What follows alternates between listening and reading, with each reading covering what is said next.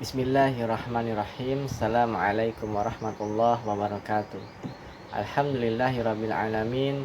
Wassalatu wassalamu ala asyrafil anbiya'i wa mursalin sayyidina wa maulana Muhammadin wa ala alihi wa ashabihi wa man tabi'ahum bi ihsanin illa yaumiddin wa ba'd. Alhamdulillah, segala puji bagi Allah Tuhan semesta alam, serta kepada junjungan kita Nabi besar Muhammad SAW yang telah memberikan karunia-Nya sehingga kita ini hidup di masa yang tentram karena beliau sudah berjasa pada zaman dahulu. Kemudian kepada Al Ustadz Bahrul Ulum LCMA selaku dosen Sirah Nabawiyah, serta teman-teman sekalian yang menonton video ini yang akan saya upload di YouTube. Di sini saya akan mereview pertemuan kedua mengenai materi-materi yang telah diberikan oleh pemateri yang sudah diupload di YouTube juga.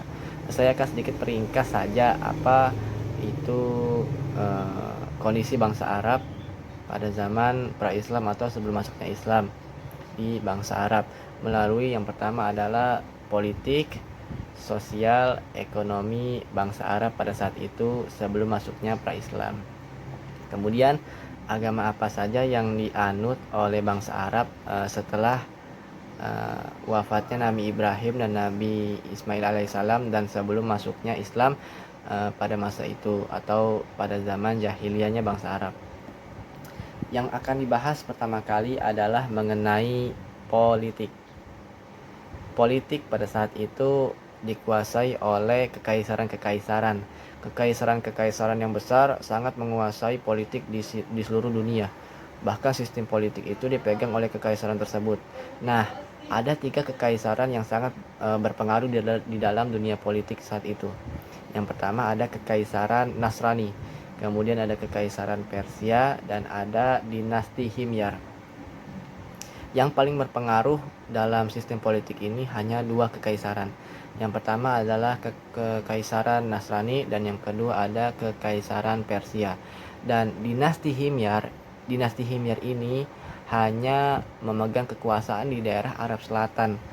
Hanya di situ saja, sedangkan kekaisaran Persia dan kekaisaran Nasrani itu sangat mencakup sistem politik tersebut di seluruh dunia. Bahkan hampir menguasai sistem politik di seluruh dunia oleh kekaisaran Nasrani dan kekaisaran Persia. Dan dinasti Himyar ini hanya berkuasa di Arab bagian selatan. Kemudian dalam sistem ekonomi kita tahu bahwasanya pada zaman Arab jahiliyah itu suku-suku Arab itu memiliki sumber penghasilan yang itu sedikit sekali, dikarenakan suku-suku Arab itu hanya bekerja sebagai pengembala domba dan pengembala kambing, dan banyak sekali perjudian-perjudian di sana, sehingga ketika kalah judi itu mereka mencuri, melakukan hal-hal kejahatan lainnya dan hal-hal lainnya. Di sini juga dikarenakan sumber daya manusia pada zaman itu sangat buruk atau memang sudah dicap sebagai zaman jahiliyahnya bangsa Arab. Tapi sebagian juga tidak semuanya sistem ekonomi di Arab itu rendah atau kemiskinan di mana-mana, tidak. Dikarenakan ada juga sebagian suku yang memiliki ekonomi yang sangat bagus. Maksudnya bagus itu adalah dari sistem perekonomian dan rakyatnya itu sangat mendukung untuk hidup secara damai atau bahkan bisa dibilang sedikit kemaksiatannya atau sedikit keburukannya, dikarenakan sistem ekonomi di sana yang dapat membangun sistem perekonomian yang baik sehingga terciptanya sebuah perekonomian yang dapat mesejahterakan rakyatnya. Kemudian permasalahan sosial di zaman bangsa Arab itu sangat, bisa kita bilang sangat rendah lah, di bawah rata-rata lah. Kenapa? Karena sosial di sana itu sangat buruk, dikarenakan sudah kita ketahui bahwasanya bangsa Arab itu dicap sebagai bangsa yang sangat buruk atau jahiliyah, dikarenakan orang-orang tersebut yang melakukan kejahatan-kejahatan, kemaksiatan, perzinahan, perjudian, bahkan hal-hal lainnya yang sangat dinilai buruk dikarenakan sikap sosial suku-suku Arab atau orang-orang di Arab itu sangat jahiliyah. Kemudian sosial juga di sana bahwasanya suku-suku Arab itu tidak menetap saja, bahkan menetap di suatu tempat kemudian berpindah di suatu tempat dikarenakan untuk berlangsungnya hidup. Karena jika menetap di suatu tempat, makanan di situ itu dan minuman di situ akan habis dikarenakan menetap secara permanen. Sedangkan jika mereka berpindah-pindah pada zaman itu akan terjadinya kelangsungan hidup dikarenakan mereka bisa mencari makanan di daerah lain sehingga makanan itu masih ada, tidak habis di suatu tempat itu saja. Jika suatu tempat itu habis, maka suku-suku Arab itu berpindah tempat. Bahkan setelah datangnya Islam, bisa dibilang perpindahan tersebut disebut sebagai hijrah dikarenakan perpindahan dari suatu tempat ke tempat yang lain itu dikarenakan di suatu tempat tersebut sudah tidak memungkinkan untuk Nabi SAW berdakwah, sehingga pindahnya ke daerah Madinah. Pada saat itu dari Makkah ke Madinah itu disebut sebagai hijrah. Kemudian apa sih agama yang dianut oleh suku-suku Arab sebelum adanya Islam atau bahkan setelah wafatnya Nabi Ismail dan Nabi Ibrahim alaihissalam? Yang kita ketahui bahwasanya yang pertama, suku-suku Arab itu mengikuti agama yang dibawakan oleh Nabi Ismail. Nabi Ismail juga mengikuti agama yang dibawakan oleh ayahnya Nabi Ibrahim alaihissalam. Nabi Ismail dan Nabi Ibrahim itu sangat mentauhidkan Allah dan menyembah Allah Subhanahu wa taala.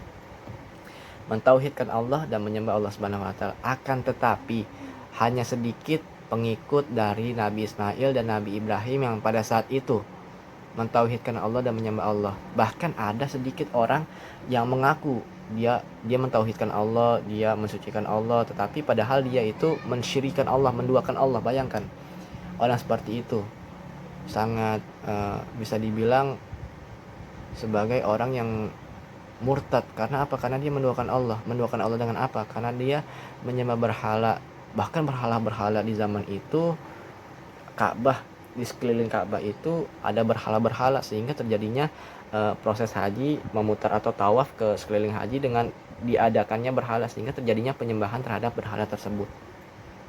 Pada zaman itu memang cukup jahiliyah, bahkan sangat jahiliyah, bahkan sangat buruk. Perlakuan masyarakat atau suku-suku Arab itu sangat menyembah berhala itu sangat cukup parah dikarenakan mereka itu terlalu mengagung-agungkan berhala, padahal berhala tersebut tidak bisa membantu mereka, tidak bisa menolong mereka. Berhala tersebut hanya diam saja, tetapi orang itu menyembah dan berdoa kepada berhala tersebut, padahal berhala tersebut tidak bisa melakukan apa-apa. Ini adalah salah satu kebodohan atau kejahilan suku Arab pada zaman jahiliyah atau sebelum masuknya Islam pada saat itu. Kemudian ada sejarah Ka'bah, sejarah pembuatan Ka'bah. Bahwasanya yang kita ketahui Ka'bah itu dibuat oleh Nabi Ibrahim alaihissalam dan Nabi Ismail dikarenakan perintah dari Allah Subhanahu wa taala, dan Allah menyuruh malaikat Jibril untuk membawakan batu-batu dari surga.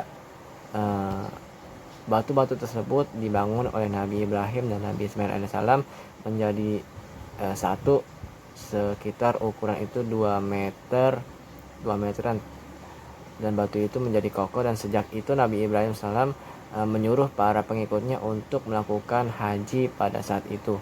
Haji tersebut adalah mengelilingi Ka'bah atau bisa kita bilang tawaf. Kemudian Nabi Ibrahim alaihissalam juga selalu menjaga Ka'bah itu dari orang-orang yang ingin berbuat kerusakan terhadap Ka'bah.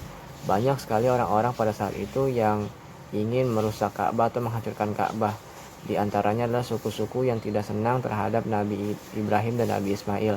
Banyak suku-suku yang menentang dikarenakan pembangunan Ka'bah. Tetapi seiring berjalannya waktu, suku-suku tersebut menerima keadaan atau pembangunan Ka'bah di daerah situ. Bahkan setelah Nabi Ibrahim alaihissalam dan Nabi Ismail itu meninggal dunia atau wafat, yang menjadi pemegang atau kekuasaan Ka'bah pada saat itu adalah suku Quraisy.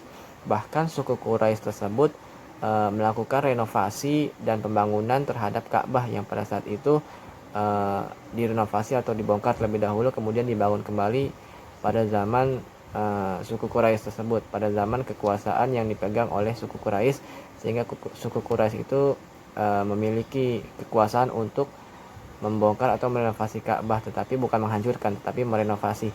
Dihancurkan terlebih dahulu kemudian dibangun kembali seperti sedia kala atau seperti yang dibangun oleh Nabi Ibrahim alaihissalam. Kemudian kondisi Ka'bah pada zaman jahiliyah. Sebagaimana yang setelah saya sebutkan tadi, bahwasanya Ka'bah itu pada zaman jahiliyah itu di sekelilingnya itu ditaruh oleh berhala-berhala oleh orang-orang yang menyembah berhala tersebut. Bahkan pada saat melakukan haji dan tawaf, mereka itu mengelilingi Ka'bah sambil juga menyembah berhala. Ini salah satu kemusyrikan juga oleh orang-orang jahiliyah Arab pada saat itu, yang benar-benar melakukan kemusyrikan terhadap Allah Subhanahu wa taala dan menduakan Allah Subhanahu wa taala. Padahal cara haji yang benar dan sesuai tuntunan pada saat itu mengikuti apa yang diajarkan oleh Nabi Ibrahim alaihissalam dan Nabi Ibrahim alaihissalam. Mungkin itu saja yang bisa saya sampaikan, kurang lebihnya mohon maaf. Assalamualaikum warahmatullahi wabarakatuh.